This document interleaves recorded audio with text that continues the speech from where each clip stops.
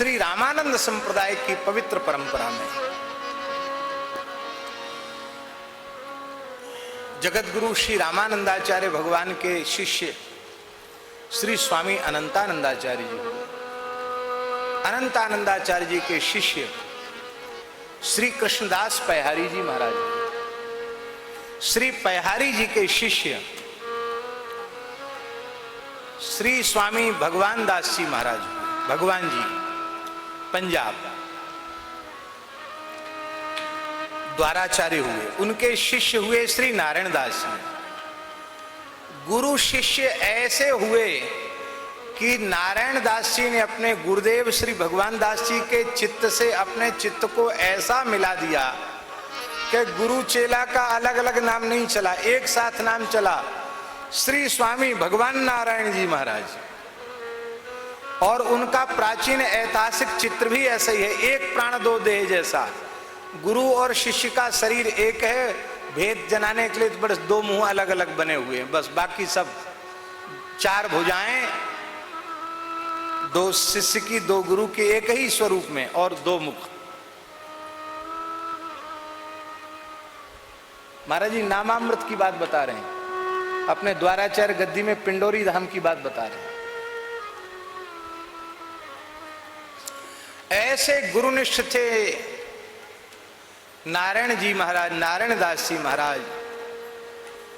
गुरु जी ने कहा कि तमाम दीन दुखी तुम्हारे पास आते हैं मनोती लेकर के और परेशान करते, भीड़ लगी रहती है, सबकी इच्छाएं कामनाएं पूर्ण हो जाती हैं। बहुत चमत्कार होते थे उनके जीवन में। तो गुरुजी ने कहा ये ठीक नहीं है, भजन में बाधा के चमत्कार वो दिखाते नहीं थे, भगवान के नाम की महिमा से हो जाता था। तो उन्होंने कहे नारायण दास जी, हाँ गुरुदेव, बोले अब केवल और केवल राम नाम का अमृत पान करो और पूर्ण अंतर्मुख हो जाओ, पूर्ण काष्ठ मौन हो जाओ, केवल राम नाम का मानसिक जप करो, बस अंतर्मुख हो जाओ। न किसी की ओर देखना, न किसी से बोलना, न किसी की सुनना, न किसी से कहना, जड़वत हो जाओ, भजन में लग जाओ। ये नहीं कहा उन्होंने कि गुरुजी आप ऐसा कह रहे हैं तो हम भूख लगेगी तो भोजन का इशारा नहीं करेंगे तो कैसे हो, कुछ नहीं। गुरुजी ने जो कहा ज्यों का त्यों मान लिया, हो गए वैसे ही हो गए, तत्काल हो गए वैसे ही, जड़वत हो गए। गुरुजी तो सिद्ध थे, वो अंतर्धान हो गए, चले गए आगे, और ये अब बैठकर पिंडोरी जहां वहां भजन करने लगे। जहांगीर बादशाह लाव लश्कर के सहित वहां से निकला, देखा कोई महात्मा बैठा है, हिंदू फकीर बैठा, राम भजन कर रहा है। तब बोले ये कोई जासूस हो सकता है, पूछो इसको कौन है, कहाँ का है, कैसा है, क्या है। हिलाया डुलाया, बोले नहीं। अरे बोले पक्का जासूस है, कुछ नहीं बोलता है, इसको गिरफ्तार कर लो। तो महाराज जी नारायण दास जी को गिरफ्तार कर लिया, लाहौर ले गए, जो वर्तमान में पाकिस्तान में। लाहौर ले जाकर के खूब कोशिश की कि ये कुछ बतावे, बोले कौन है, कहां से आया, वहां क्यों बैठा था। आपने बोला नहीं क्यों, गुरुजी ने कह दिया था केवल राम राम करना, बाकी काष्ठ मौन हो जाओ, कुछ बोलना सुनना नहीं। बादशाह जहांगीर चिढ़ गया और उसने वैद्य को बुलाकर, हकीम को बुलाकर कहा हालाहल विष पिलाओ इसको, मार दो इसको, नहीं बोलता है तो जहर पिला के मारो। भयंकर हालाहल विष एक प्याला भर के मुख से लगाया, आप पी गए, एक प्याला जहर पी गए, कुछ नहीं हुआ।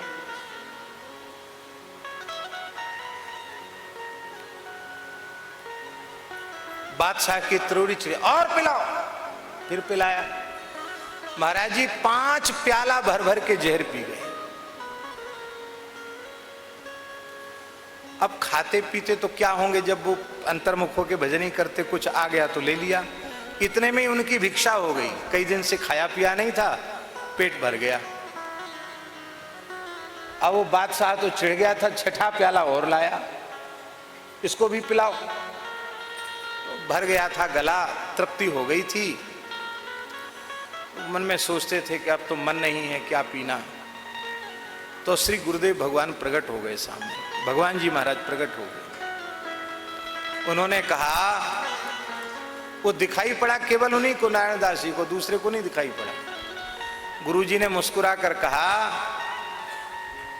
राम नामामृत की क्या महिमा है, ये सारे जगत के साधकों को दिखाने के लिए छठा प्याला भी पी जाओ।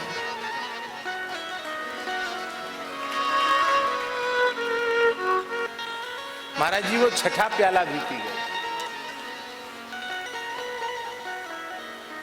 बादशाह का माथा ठनका, बोले ये अब बात समझ में आई, ये पिलाने वाला जो वैद्य है ना वो हिंदू है। हमने कहा जहर पिलाओ, बढ़िया शरबत बना के लाया होगा। तो शरबत तो क्या 6 की जगह 10 पी जाए कोई प्याला, शरबत पिला रहा होगा ये। उसने कहा, हकीम मेरे साथ गुस्ताखी, मैंने जहर पिलाने को बोला था कि शरबत। बोले हजूर शरबत नहीं, हालाहाल जहर, मैं बिल्कुल नहीं मानता। कैसा विष, 6 प्याला पी गया, कुछ नहीं बिगड़ा इसका। हमको संदेह है नकली जहर। बोले हजूर किसी पर प्रयोग करो, तुम ही करो किसी पर प्रयोग। बहुत नामी गामी हाथी था जहांगीर का, झूम रहा था। उस प्याले की एक बूंद उसकी सूंड पर छिड़क दी गई, तत्काल हाथी मर गया। एक बूंद से हाथी मर गया जहर की, छटपटा कर प्राण त्याग दिए और 6 प्याला पी गए। कांप गया बादशाह। बोले कोई बड़ा फकीर है, हिंदू फकीर है, छोड़ दो, जाने दो इसको। आप सहज भाव से विचरते हुए पुनः पिंडोरी धाम जहां है वहां आगे भजन करने लगे। गुरुजी आए, प्रकट हुए, हृदय से लगाया। हरिनाम की महिमा को तुमने प्रत्यक्ष करके दिखाया। बेटा मेरी इच्छा है कि अब तुम आसन पर विराजो, सब जीवों का हित करो, मेरी गद्दी को स्वीकार करो।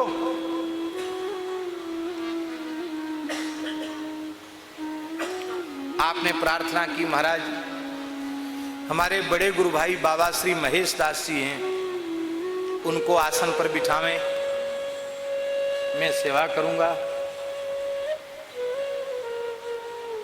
महेश दास जी ने कहा नहीं, गुरुजी की वाणी जिसके लिए निकल गई वही उसी के लिए निकालनी है। तब आप रोने लगे। कहा रो क्यों रहे हो? तब श्री नारायण दास जी ने कहा, ना जप कियो ना तप कियो, न लियो हरि को नाम, नारायण महंती गल पड़ी, पूर्व पाप परिणाम। ऐसा भजन करने वाले महात्मा रो रहे हैं। वो कहते जप नहीं किया, तप नहीं किया, भगवान का एक नाम भी हम नहीं ले सके, तो महंती गले पड़ गई, ये कोई पूर्व का पाप उदित हो गया। महंत होंगे तो कुछ न कुछ प्रवृत्ति करनी पड़ेगी, भजन छूट जाएगा। बाबा महेश दास जी ने कहा, आप जैसे भजन कर रहे थे वैसे ही करें, मैं संपूर्ण सेवा का भार मैं स्वयं देखूंगा, आपके पास किसी को जाने नहीं दूंगा, सब समाधान मैं करूंगा, आप भजन करो।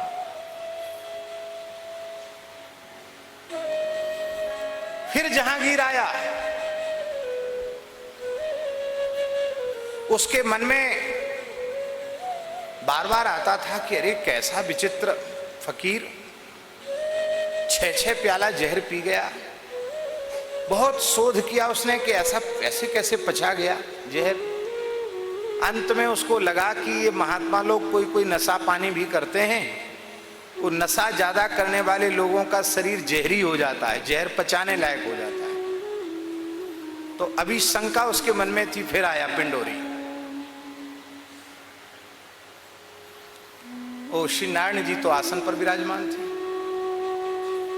बाबा महेशदास जी आज भी पिंडोरी धाम के बाहर गद्दी है, बाबा महेशदास जी विराजते हैं।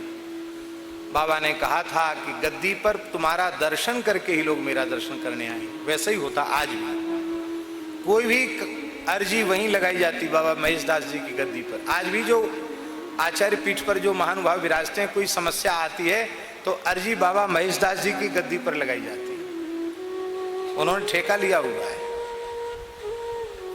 आज भी। तो जहांगीर वहां आया,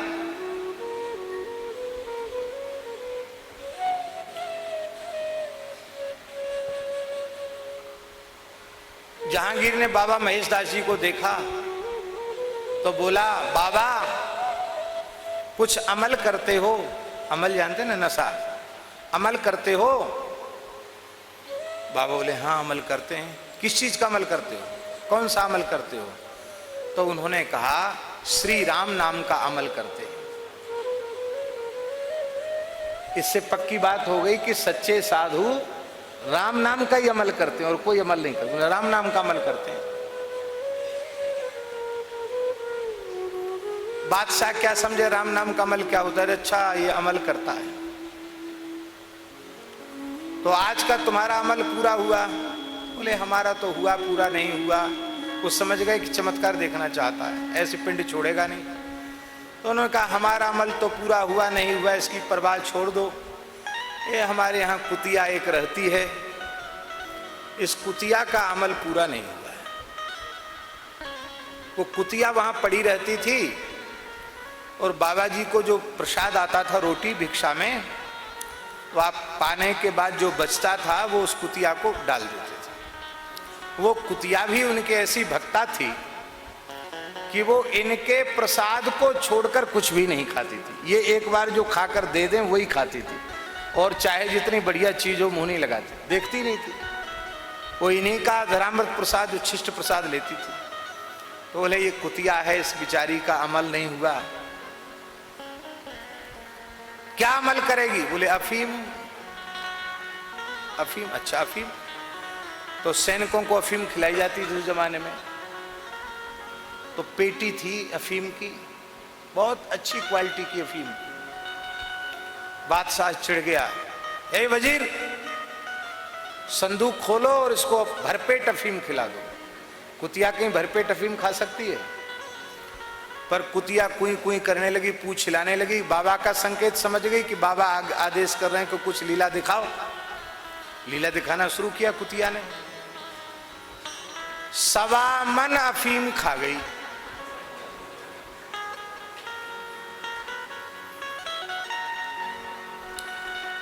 वो 20 किलो की, 20 शेर की कुतिया नहीं थी, 20-25 किलो वजन नहीं था उसके शरीर का, कुतिया का।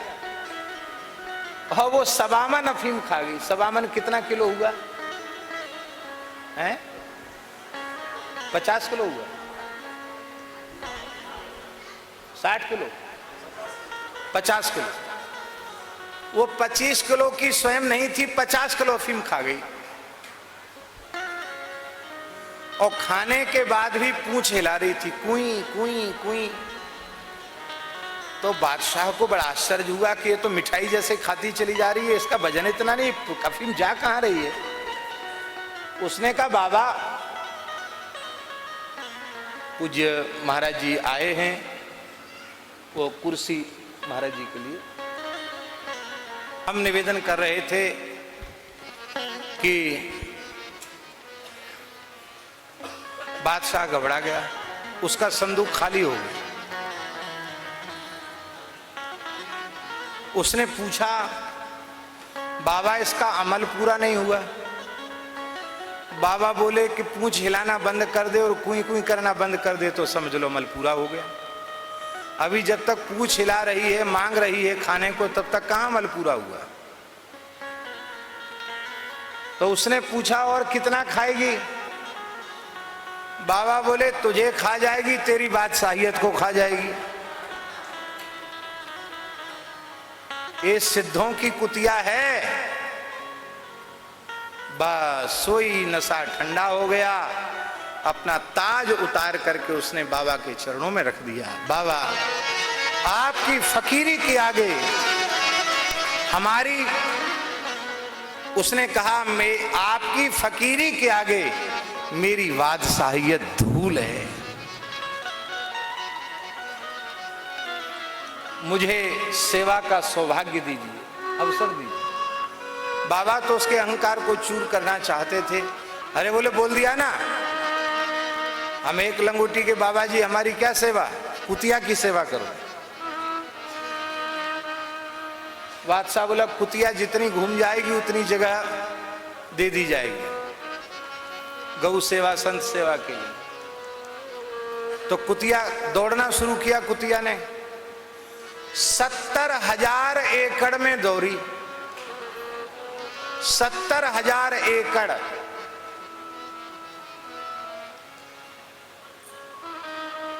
सब कुतिया को दे दिया गया।